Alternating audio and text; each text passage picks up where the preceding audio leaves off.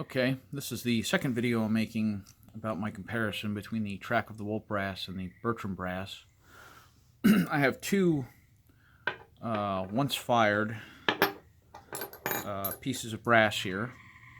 One is the Track of the Wolf brass and the other is the Bertram brass. It's interesting, I took measurements on them, and this has actually been fired, this piece of Bertram brass has actually been fired several times.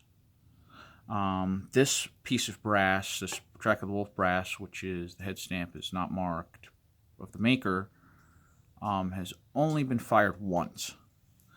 So as I probably showed in the last video, if I hold this at the right angle, you can see the ring around the head, where the head meets the body of the case, where it looks like it's getting ready to separate, which is concerning. I wouldn't fire this brass again. I'm not going to use any of this brass again. So there's a measurement that I took. Whoa! As I knock my camera over, because I have it on a little tripod here. There's a measurement that I took of that point.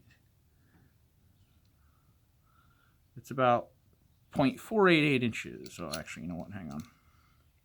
Let me zero this out. There we go. It's about 0.52 inches. Right about 524, if I get it straight. It's about 0.524 inches there at that point where it's beginning to bulge, right beginning of the head. So 523, 522, something like that. So, and that's what the Track of the Wolf brass. This is the Bertram brass, and if I measure it in about the same place, it's 0.515. So this brass, even this brass has been fired several times and really has not changed dimension from when it was brand new. Where this brass has, so that was 0.515. So 522. That's a heck of an expansion right there. So once again, it may be my chamber. I just may have a slightly more generous chamber. If the chamber on, say, your Remington Rolling Block in 43 Spanish is tighter, this brass may work just fine. But when it comes to my chamber, I need to use Bertram brass or, equivalent in order to get normal brass life and for overall safety. These rounds aren't overpressured. This has been fired repeatedly. This case was one of the smokeless lot. Was fired repeatedly with between 24 and 28 grains of accurate 5744 powder with 5 grains of Dacron batting as a wad to keep the powder up against the head of the case. This was it's obviously I've cleaned it, and it's got a new primer in it because I was thinking of using these again possibly, but this hasn't been sized. Neither of these have been sized. The only thing that's been sized, I should say, is the neck. The body of the case has not been sized at all. So, yeah, it's definitely a safety concern with your chamber. One of the things probably that should be done on those chambers is to have them slugged out. Create a casting of the chamber, I should say, using something like Safe. I know Safe, you have to measure it within a certain period of time, and there's an offset for how long you've waited for it to cool to what the dimension actually is. It's usually, a thousandth or two smaller than the chamber, simply because if it didn't shrink, you wouldn't be able to get out of the chamber. But it's definitely something that needs to be looked at. I mean, I know a lot of people don't have these guns, or a lot of people have rebarreled them, and so on and so forth. But definitely, if you have a tight chamber, this may be the Track of the Wolf brass, may be the brass for you. But it's just interesting that I have this brass, heavier brass, overall heavier in the hand, and it is, dimensionally unchanged near the head of the case. So, the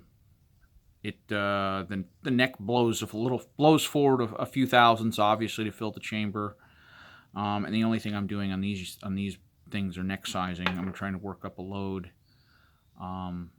that shoots accurately, both with smokeless powder and with black powder. I've been using Swiss 1.5F, and I've been told by some people that 2F is better, and so on and so forth. And I'm shooting the traditional bullet. These are one of my rejects, but I'm shooting the traditional 370 grain bullet.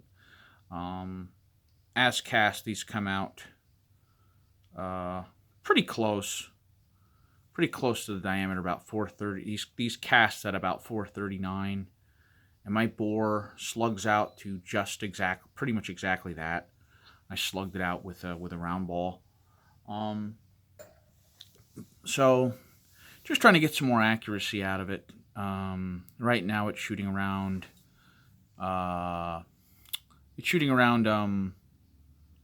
3 inches, 4 inches at about 100 yards. I'd like to get it down a little lower. I might try some things where I might find the resonance point on the barrel and bed the stock at that point to only touch the barrel at that point to give me a little more accuracy. I shoot black powder cartridge rifle a lot. I have sharps and other rolling blocks, and normally you take a hammer and you hold the rifle by the buttstock, and you take a hammer and you tap down the barrel and you look for the dead spot, the spot where it stops making the it's kind of like a spring sound, like a boing sound, and that's usually where you set your rifle barrel on your shooting sticks. Well, I mean, that can be done on other rifles too. I've done them on other ones as well, but I like to find the null point on that just to get a little more accuracy out of it, because I don't want to significantly change the gun. I like the way it is. I like shooting rifles as they were, and just finding the null point and putting a small bed point of acroglass at that one point where the barrel has a null point should theoretically increase my accuracy. There's also talk of the barrel bands touching the barrel and stuff like that. So there's all of that goes into it too. But it's a fairly simple thing to do, and I can always take the acroglass out. Or if the acroglass doesn't make a difference, then there's no point in taking it out at that point. So anyway, I may actually do a video with the rifle itself, do some shooting with it at the range. It's a pretty nice example, and I got it for a pretty nice price. But and it's got a pristine bore in it too. But that's it. Like I said, I would say if you're gonna get brass, go try to find the Bertram brass. It appears once in a while. I had to go to several sources to get the 60 rounds of brass that I do have. But it doesn't seem to come up very often. I don't think it's made anymore. If you go to Bertram's website, it's not even listed. So I'm guessing the stuff that does pop up is, for lack of a better description, new old stock. But I would definitely try to get your hands on this. And one thing that some people have said online is, I think the only place that's making dies for this is Lee. I've never had a problem with Lee dies. They're not as fancy as some of the other dies, but as long as you take measurements once in a while, exercise some decent quality control, you can get decent ammunition with Lee dies, but I digress. People complain that you break the leaf shell holders often. Now, I don't know what these people are doing with these leaf shell holders to break them, because this is not a difficult case to resize back to factory, and most of the pressure is exerted against the ram of the press and the shell holder, up. So I don't know how they're breaking these things. So it almost sounds like they're not lubing their cases. I mean, even when I size just the neck of the case, it's lube. My preferred lube is the Redding sizing dye wax. I've had the same little can of it, and I've loaded probably thousands of rounds with the same little canister of it, about yay big, and I still have 2/3 of that little canister of wax left. I usually put a little bit on my fingertips. I usually take a little bit, put them on my fingertips, and I usually roll the neck between my fingers, and then I put it in the dye. You don't have to do every one. You can do like every other one because some of the wax remains. But for anybody who doesn't know, with that, clean your dyes once in a while, because you will get a buildup of goo and gunk and stuff that gets in the wax, and the wax stays in there, and it can cause problems.